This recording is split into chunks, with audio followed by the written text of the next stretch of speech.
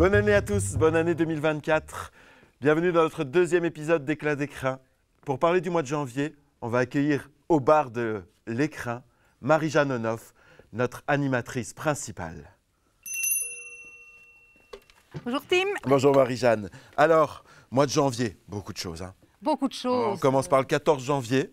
Un spectacle jeune public, L'Agneau. Alors Tim, je ne te cache pas que c'est mon coup de cœur. Ouais. Voilà. Alors L'Agneau, c'est une petite perle, c'est un spectacle coloré, drôle, inventif qui nous fait rentrer dans l'univers de Jan van Eyck et de l'illustratrice Sarah Hugh Zeebroek. Voilà, c'est aussi une façon d'aborder les arts plastiques avec les tout petits. Alors en bref, je t'explique. Jan a beaucoup travaillé. Pendant très très longtemps, il s'est appliqué, il a fait des recherches au niveau de la couleur et enfin son chef-d'œuvre est prêt et nous allons pouvoir le découvrir. Mais catastrophe, l'agneau a disparu, il y a un trou dans le tableau. Alors vite, il faut mener l'enquête pour retrouver l'agneau de Jan. En fait, ce que tu es en train de me dire, c'est que c'est à la fois une découverte de l'art classique, c'est aussi une découverte du théâtre, c'est une découverte de techniques de conte aussi, comme le kamishibai, si je comprends bien. Et c'est ton coup de cœur. Et c'est mon coup de cœur. Et pourquoi? Pourquoi c'est un coup de cœur? Eh bien, justement parce que voilà, moi j'aime beaucoup les arts plastiques. Ouais. Et alors, voilà, ça me plaît d'entraîner les enfants dans cet univers. Et puis alors, il y a tout le jeu qui est surprenant, qui est désopilant aussi, avec beaucoup d'humour. Voilà. Bah écoute, c'est super. En tout cas, moi, ça me donne envie d'y aller. C'est le 14, c'est ouais. ça. À quelle heure? 16h. C'est à 16h. Et à 11h. Et à 11h. Il y a deux séances. Il y a deux séances oui, en plus oui, pour l'agneau. Oui. Eh ben écoute, je trouve ça formidable. Moi, j'ai envie de le voir. Et alors après, va arriver avec un spectacle tout public sur un autre sujet. On est sur le 19 janvier. Alors parle-nous un peu. Alors, Canos, c'est un spectacle donc proposé par la compagnie des Argonautes. C'est un spectacle de cirque et de théâtre qui s'inscrit en fait dans une collaboration, dans une coopération avec les centres culturels de Perouet et de Gembloux et d'Aiguezé. Okay. Alors, c'est une histoire sans parole.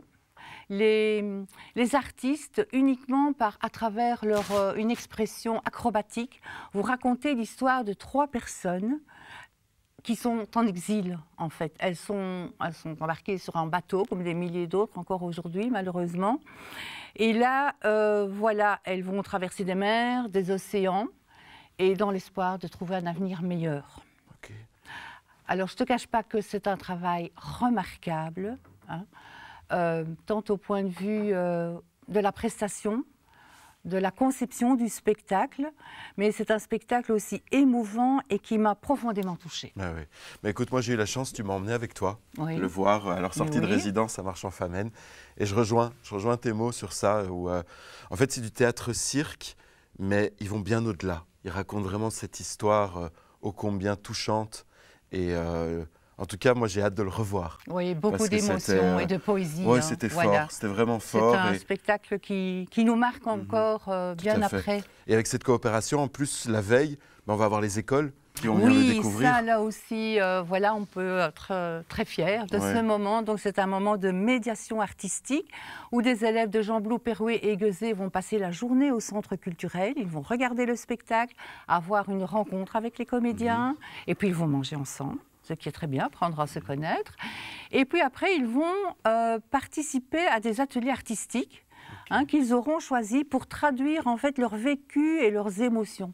Tout ce qui aura traversé leur cœur, leur tête pendant ce spectacle. C'est ça, parce que finalement, un spectacle, c'est pas juste un moment où on vient s'asseoir. Il y a tout un travail que tu fais depuis des années avec les écoles, où il y a des ateliers, où il y a la médiation. Et je trouve que ce projet est merveilleux parce qu'il englobe tout ça. Tu as à la fois les écoles et puis tu as aussi le tout public. Alors j'ai même entendu dire qu'il y a un bus qui va partir de Gembloux pour venir jusqu'ici à Écrin. Oui, donc le bus va partir de Gembloux, il va aller à Perouet et puis il va arriver à Aiguezé. Quand même, voilà, je trouve ça, c'est un magnifique projet, un magnifique spectacle. Et enfin, après, on a ce petit extra, cette petite cerise sur le gâteau qui va être le Théâtre Wallon, le 28 janvier. Est-ce que tu vas venir? Au Théâtre Wallon? Oui, parce que j'aimerais bien. Alors, j'aimerais. Il faut savoir que ma compagne, elle tournait. Et donc, à Tournai, il parle un espèce de picard wallon. Donc, je commence un petit peu à apprendre le wallon, mais du côté plutôt tournaisien. Alors, j'ai déjà appris qu'il y a un wallon de Liège, il y a un wallon de Namur, il y a un wallon de Tournai. Donc, pourquoi pas? J'ai envie de découvrir ces mots. Voilà, c'est chaque fois l'occasion de passer une après-midi, mais vraiment magnifique. On rigole beaucoup, on mange un morceau de tarte, et puis on met à l'honneur le folklore wallon. Mais ça, je trouve ça cool. Voilà. Et je vais quand même te donner le titre du spectacle. Hein. C'est Amour, saucisse et arsenic. Alors je le prononce en français pour ne pas écorcher cette belle langue. Et je te dis juste quelques mots à propos du propos. Alors, dans la famille Durognon, on est bouché de père en fils. Mais voilà, monsieur Durognon, il n'a qu'une fille. Il voudrait bien la marier à son neveu pour lui passer le flambeau. Mais Cupidon est déjà passé par là et mademoiselle Durognon est amoureuse de quelqu'un d'autre. Donc tu t'imagines, ça ne va pas se passer vraiment comme tout était prévu au départ. Voilà. Il y aura des saucisses, de l'arsenic et de l'amour. Et de l'amour, certainement, voilà. Ah bah écoute, ça me fait un peu penser à des pièces de Feydeau comme ça aussi, où il y a des quiproquos, où il y a des portes qui claquent, comme on dit. Alors, tu as cité l'arsenic, moi ça me fait penser à une vieille histoire du théâtre, où tu sais pourquoi le verre porte malheur au théâtre?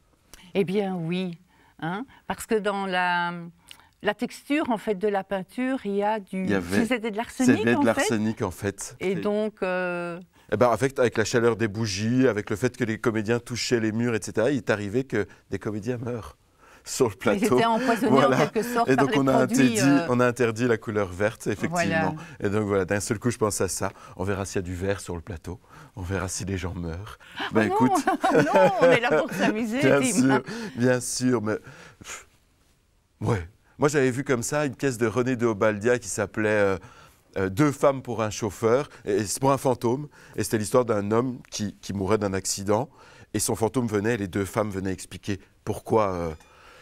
Une était maîtresse et l'autre était l'amoureuse, etc. Donc, parfois, la mort peut être très drôle aussi sur le plateau. C'est vrai, au théâtre, donc, tout est possible. Tout est possible. Écoute, waouh, jeune public, agneau, coup de cœur. Canot qui va nous emmener sur des routes quand même un peu prenantes. Puis l'amour, les saucisses et l'arsenic, tout ça en wallon. J'ai envie de dire, quel magnifique mois de janvier tu nous as concocté là. Mais oui. Est-ce que je peux encore juste dire un petit mot Bien aussi sûr. Parce que parmi toutes nos missions, il y a aussi le soutien à la création. Et là, nous allons accueillir...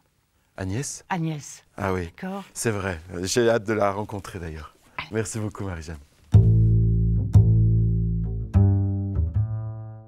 Et donc, comme Marie-Jeanne nous le disait, une des missions d'Écrin, c'est aussi accueillir des artistes en résidence, c'est-à-dire qui viennent ici, sur le plateau du Centre culturel, préparer leur nouvelle création. Et aujourd'hui, on a eu la chance d'avoir la compagnie Zani, et justement, la voilà, Agnès Loest, qui vient nous présenter, pour une première en Belgique, son nouveau spectacle. Agnès. Bonjour Tim. Je suis content de te rencontrer, je suis content de te voir. J'ai été croisé dans les couloirs pendant la création de ton spectacle ici. Alors, parle-nous un peu de Sikou.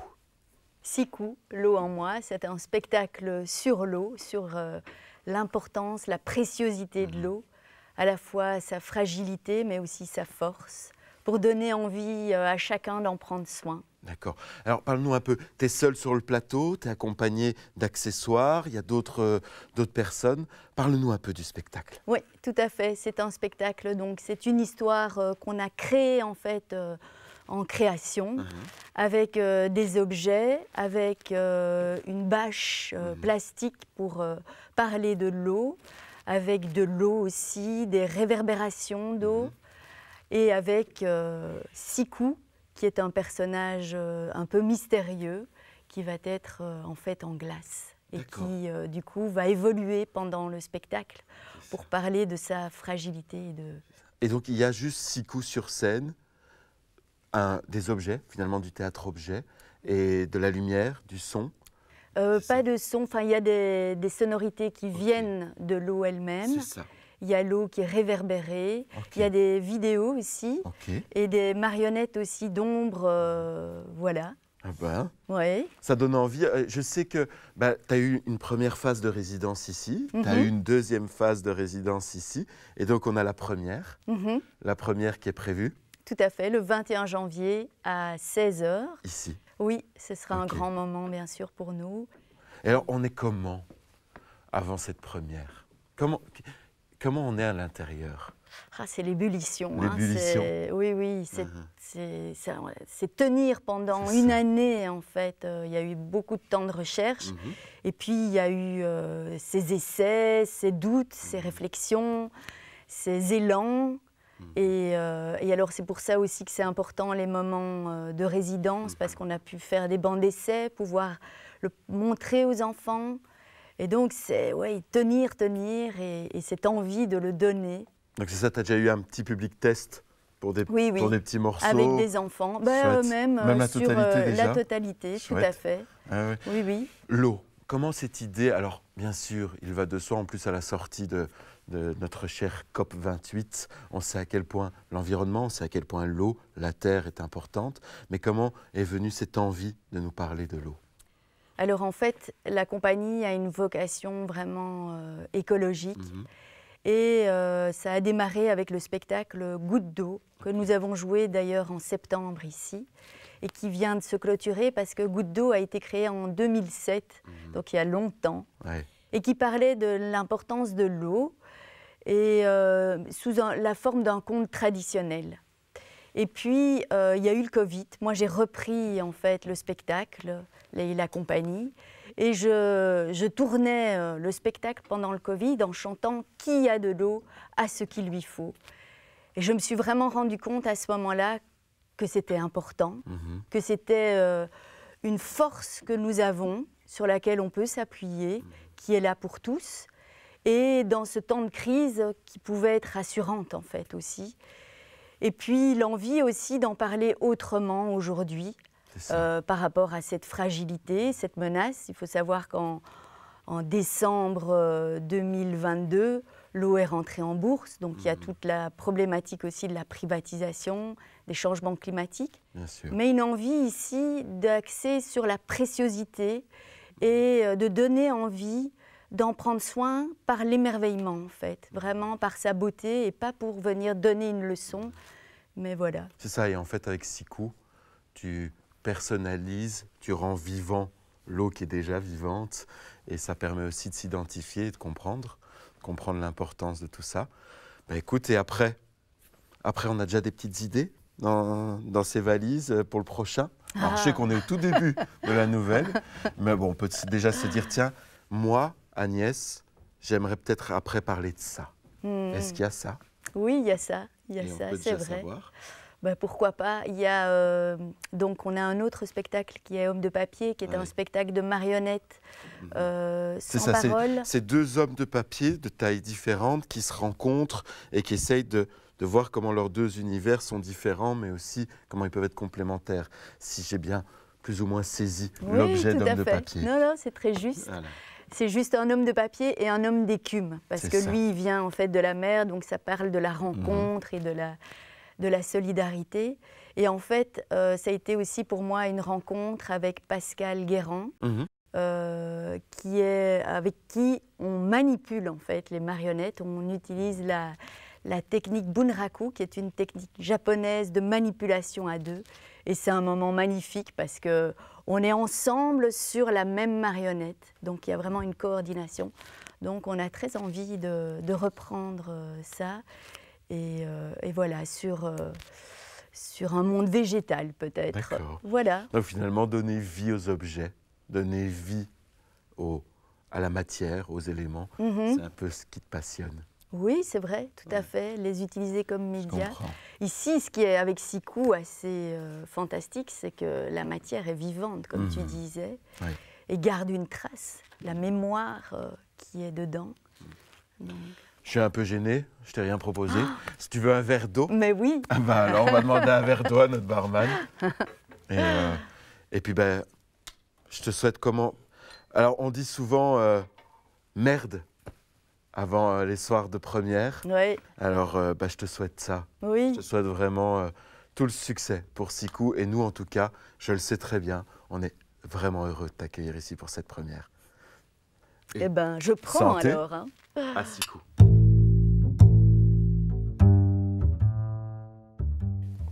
Il n'y a pas de musique ici.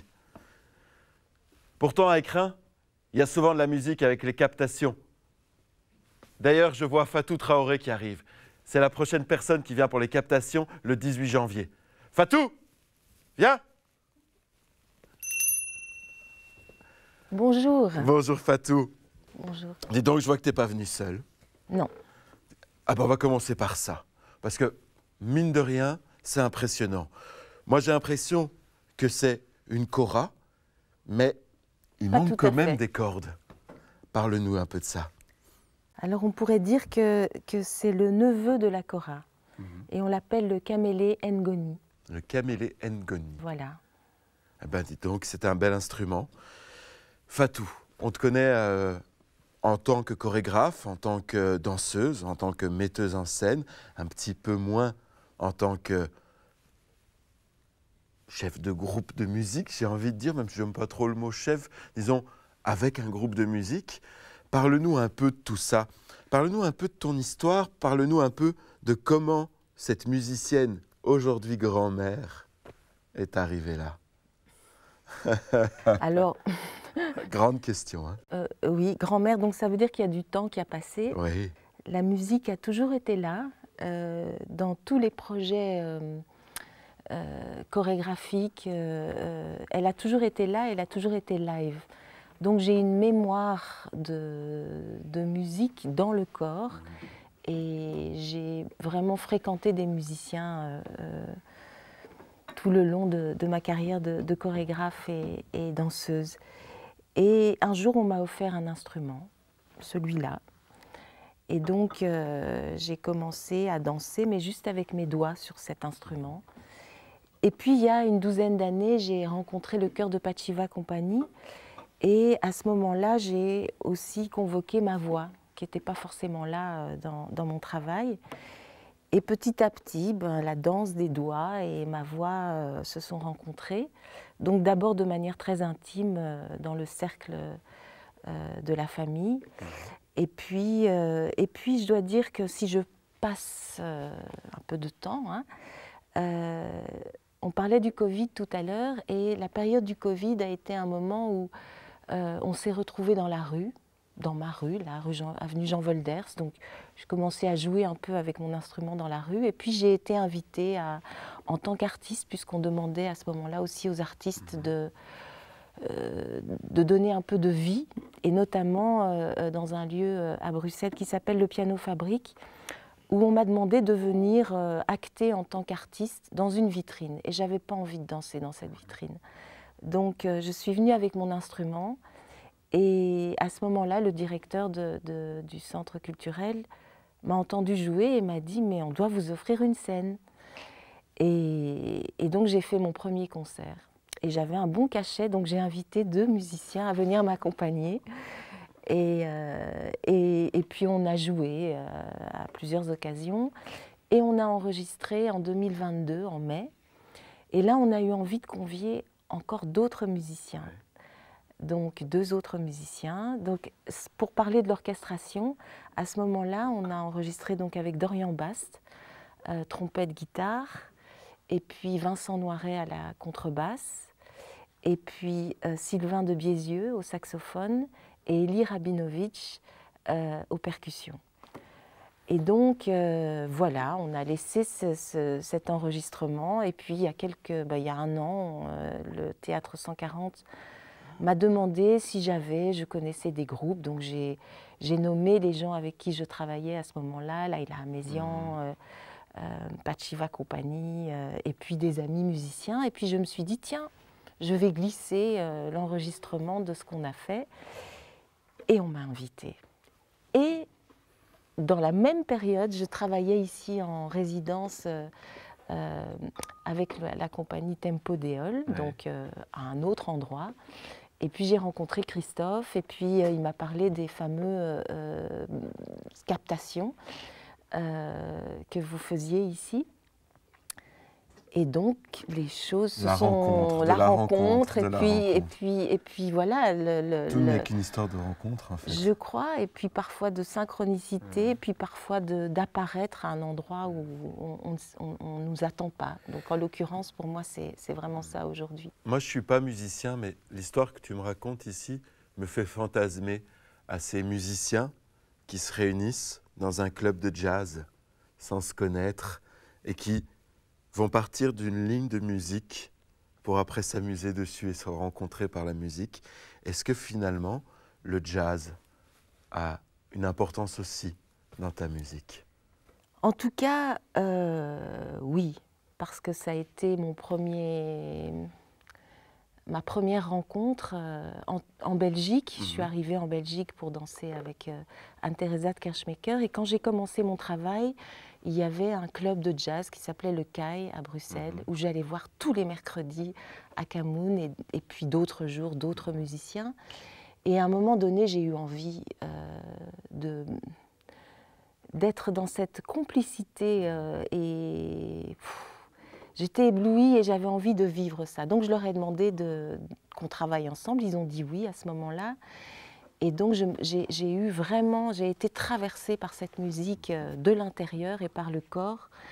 Et après, j'ai vraiment eu beaucoup de collaborations avec des musiciens de jazz. Et la composition et l'improvisation ont été vraiment au cœur de mon travail. Donc c'est sûr que rencontrer des musiciens, voilà, c'est quelque chose que je fais depuis des années, avec cet esprit du jazz qui est que, effectivement, on peut arriver avec un thème et développer un univers ensemble. Écoute, on avait ici, en début décembre, Enfali, qui était en résidence. Et on avait aussi nos 25 ans d'Écrin, et il y avait Marlène Dorsena qui venait jouer. Et un soir, le hasard a fait qu'ils se sont rencontrés dans le bâtiment Écrin. Et tout de suite, ils ont créé une musique et ils ont été la jouer. Ils l'ont jouée pour les 25 ans. C'était un moment magique où il y avait une communion avec d'ailleurs Christophe qui était au djembé.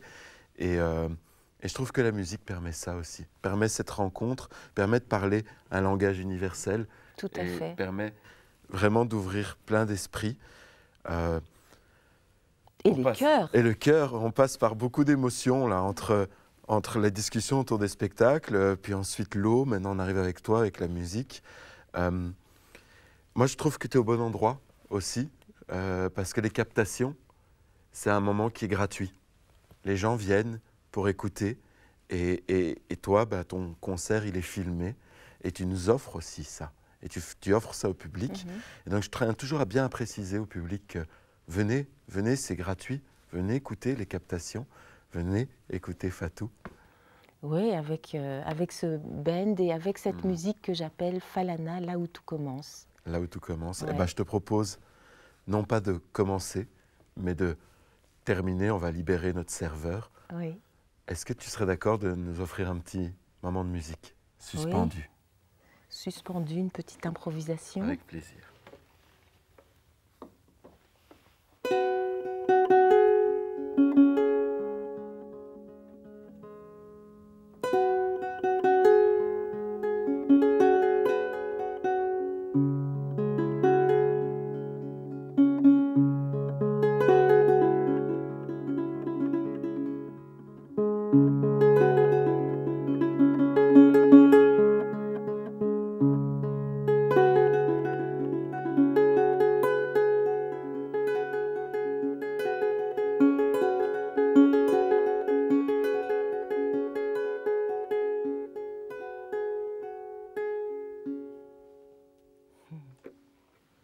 Merci.